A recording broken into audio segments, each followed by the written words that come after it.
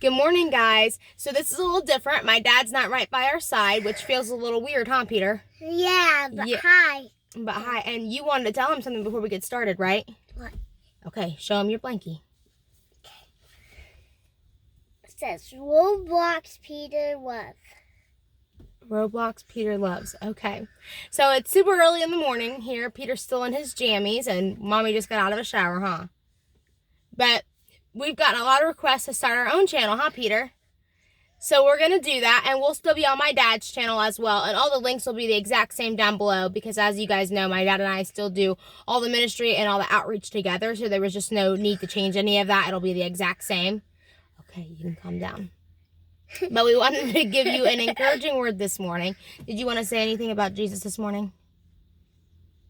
Before Mommy talks, do you want to say anything about Jesus? I wanted to show them my You what? my quest. No, do you want to say anything about Jesus? I love Jesus so much. Okay, do you want to tell him have a blessed day? Have a blessed day. So Peter will be with me a lot, and so will my husband and Zeke Man, and my dad will still be here as well. It'll be a little different. I don't know how often we'll post. It's something that we've been praying about for a long time. I don't like to do anything unless I really feel led to do it. So now we are officially starting. But something I wanted to share with you guys, and this was a few weeks ago that this happened, but God was teaching me a lesson in it. You need to sit nicely, okay? It's a little cold out here, huh? That's why I brought my blanket. Okay. So a few weeks ago, my dad was on a trip, and he was up in the mountains, so it was like almost impossible to get a hold of him. And you guys know that my dad and I are super close. And so if I can't get a hold of Dad and he's gone for several days, that's just not a good mix. And on top of that, it was a Wednesday night when my husband had realized our truck was starting to act up, and it was like shifting weird, right? So it was something with the transmission. And you know, that's never good. You don't want to hear something's wrong with your truck, and it's probably the transmission.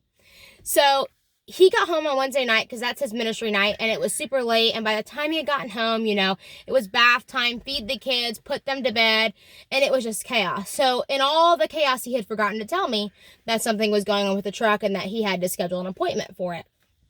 So fast forward to the next evening, and it was Thursday, and we take Peter to karate on Thursday nights, huh, buddy? Yeah, so I'm going to karate today. Yeah, yep, you're going to karate today. So he goes several times a week. But, so anyway, it was Thursday, and we were about ready to leave. Can I say hold on something again?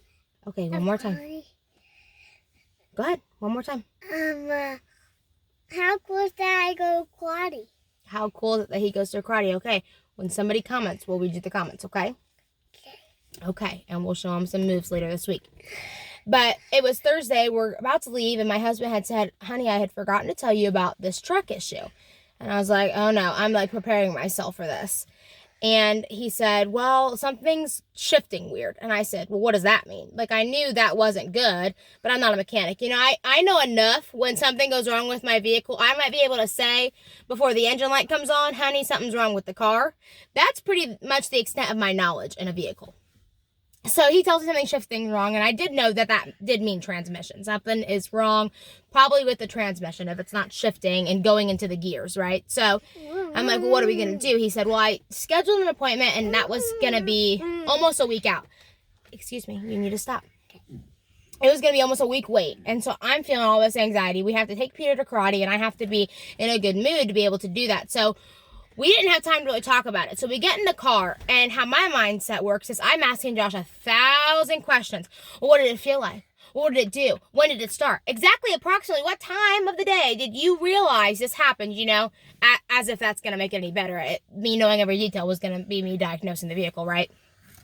So we get to karate, and it's about halfway through, and I'm still, guys, I'm feeling this worry in my spirit, and I was just like trying to pray it out, and I said, God, this is where I need you to work on me.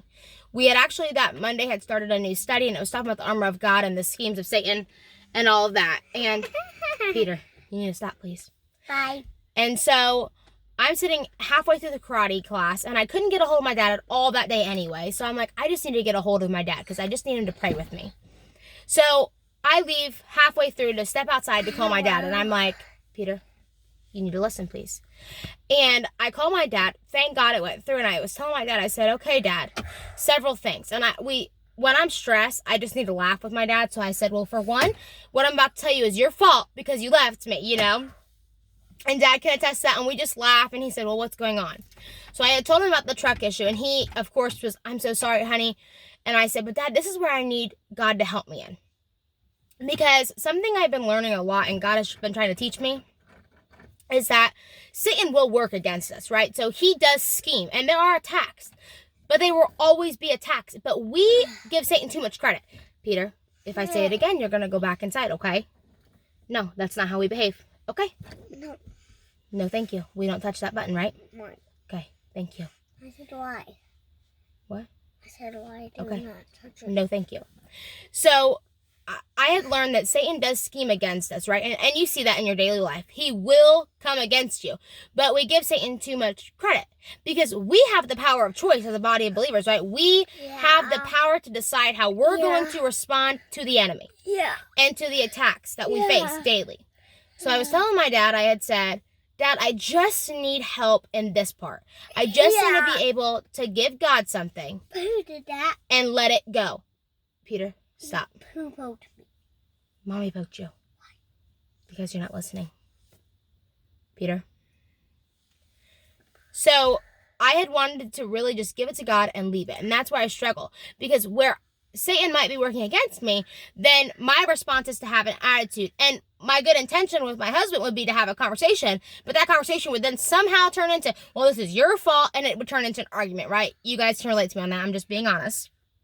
And I didn't want that to happen. I didn't want there to be this spiritual warfare in my house and just division until Tuesday to where we could even take it in, right? So it's almost a week out because it was a holiday weekend and all of that. And I know there's nothing that I can physically do to fix this truck. There's nothing that I can do to change the time limit. That's just when they could get us in.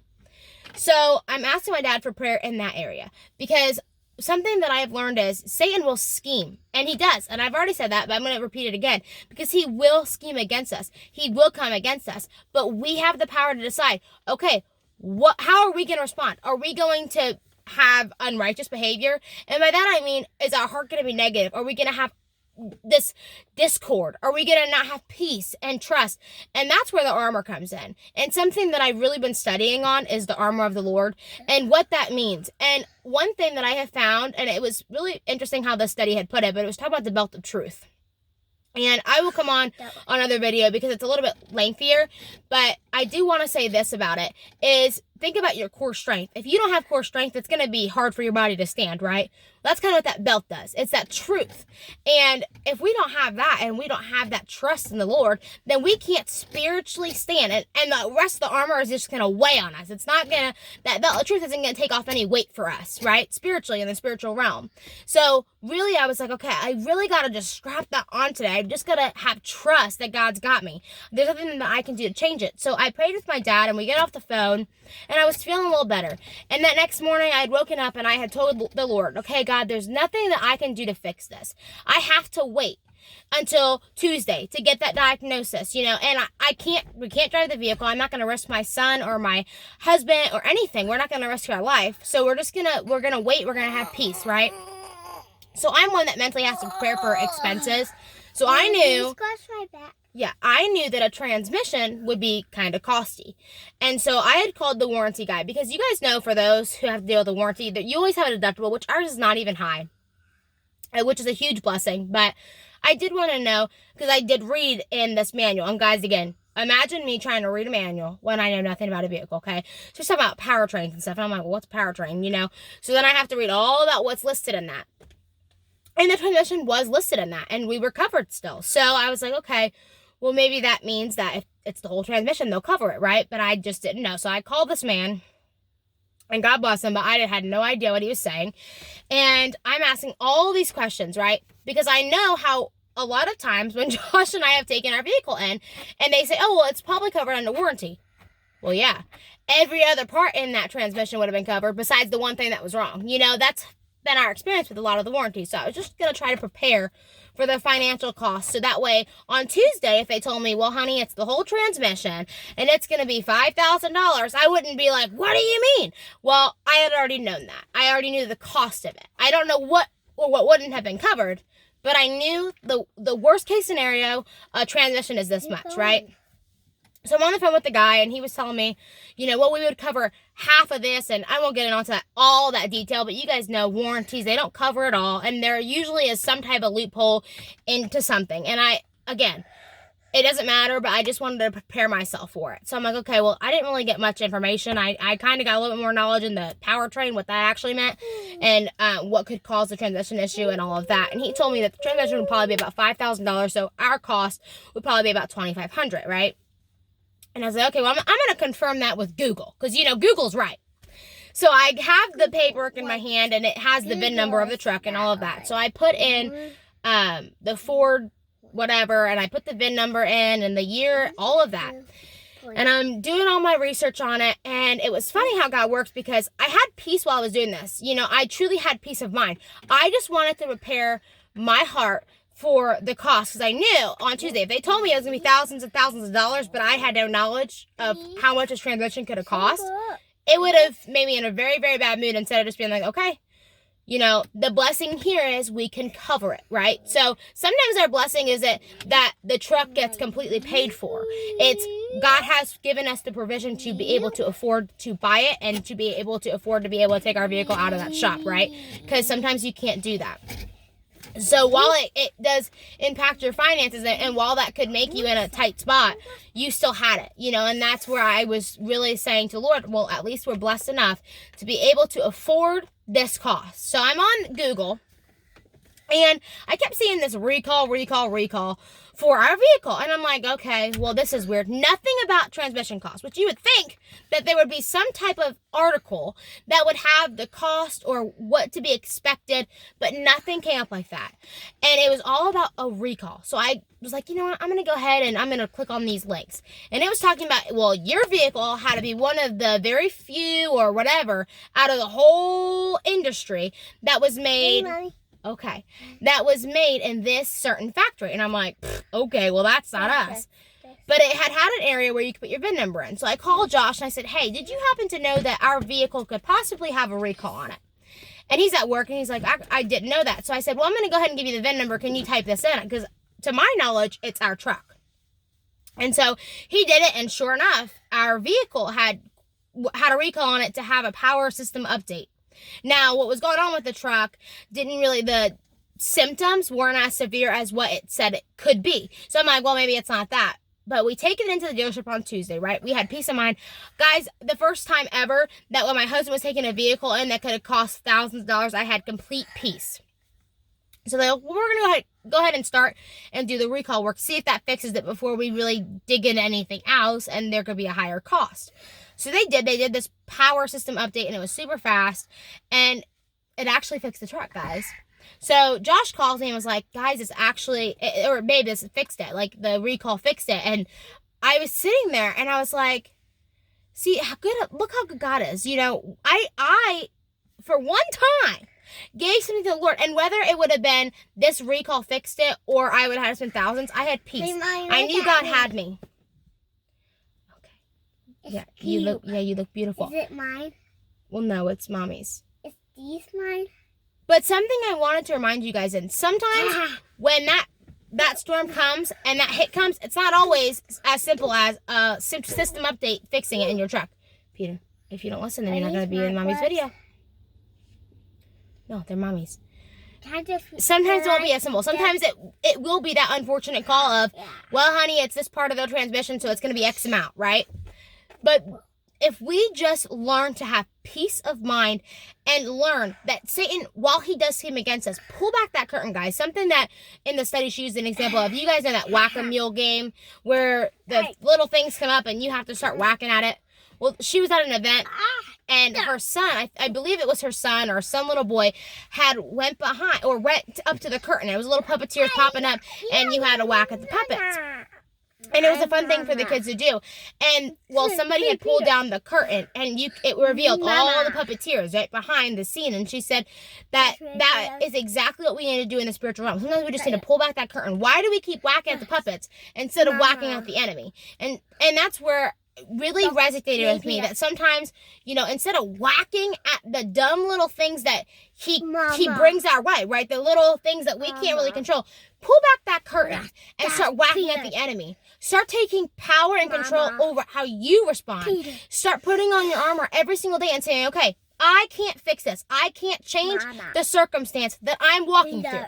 I'm not a mechanic. Mama. I can't fix this issue. No, I can't I fix get the fact that my leak might be roofing or whatever you're facing. I can't fix what the doctor just said to me. But what I can do is I can put my armor on. I can tell Mama. myself I am a child of the Most High God. And the God that I serve is a healing Lord. He's one that will provide for you. You will never be without. You might not have everything you want, but He takes care of us. And He gives us our needs. Mommy, look So at me. start reminding yourself, while you might not Mommy, have the look at perfect me. answer, Peter, stop.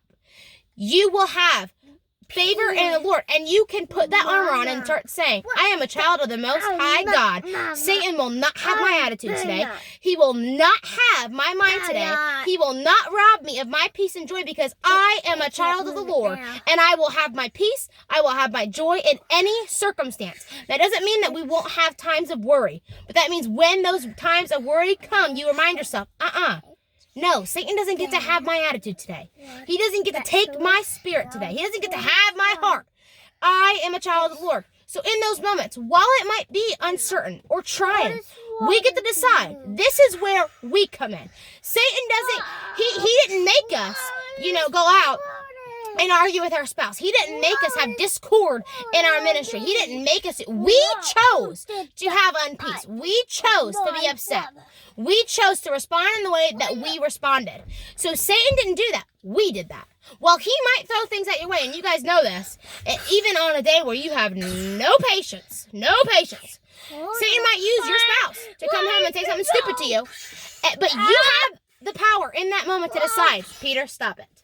Or am I going to yell at my husband right now and tell him to get packing? Or am I going to respond to him in peace and love? Because that's my choice.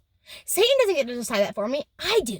While somebody might have said something to me that wasn't very smart, I get to decide if I am going to put on my armor and actually do what God has intended me to do. And that's what I want to encourage you guys today on. I don't want to deceive you. Satan will come against you. But we have the power at the end of the day to decide how we respond. Correct, Peter? Correct. Okay, so what are you going to do on moments? I have a question for you, Ben. Okay. Because Peter has not been the best listener, right? Right. So we're going to get better about that. Right? Right. Okay. So what are you going to do if Zeke did something to upset you? If he took your toy, right? I will tell Mommy and Daddy. But are we going to hit Zeke, or are we going to tell him, it's okay, buddy, but we're going to remind him to share? How do we respond on that? Because he doesn't give my toy back and I will punch him, then I will go outside, out in the garage and punch him back. Okay, so you said you're going to punch Zeke, though, first? No. So you're going to walk away and go take some time to pray? And then I'm going to punch him back. Your karate first, bag outside? Okay. And then I will punch Zeke. Okay, but see, now what happens if we punch Zeke? Do you think that's what Jesus wants us to do? No. No. What would Jesus want you to do in that moment? Punch my back. No, what would he want you to do with Zeke?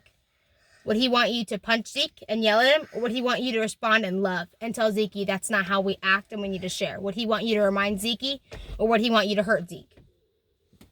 Which one? Remind Zeke. Remind Zeke. So is that what we're going to work on today? Yes. Okay, so our goal this week, hey, so listen. So our goal this week is to have love and patience with our brother, right? Yeah. So should their goal be the same when Satan comes against them? To instead of punching people, they take time to pray and ask Jesus what he would want them to do? In Showman, there's people who are being bad. Yes, but so let me ask you this. So if somebody goes against one of these channel family members, right? If they go against one of them, should they respond in love and ask them what Jesus would want? Yes. Okay, so that's our goal this week. Put on your full armor, and when something goes against you this week, You take your minute. If you have a punching bag in your garage and you want to go punch it, go for it. But take a moment and pray to the Lord and ask Jesus what He would want you to do, right? Like I'm already doing that. Yep. And where does Jesus reside, Peter? Where is Jesus? Be nice. No, where is Jesus? Mama. In our hearts. All right, you want to tell me anything else? Yes. I just signed in to karate. Okay, so we're going to karate tonight. You guys have a blessed I'm day. going to karate today. Yes. Bye.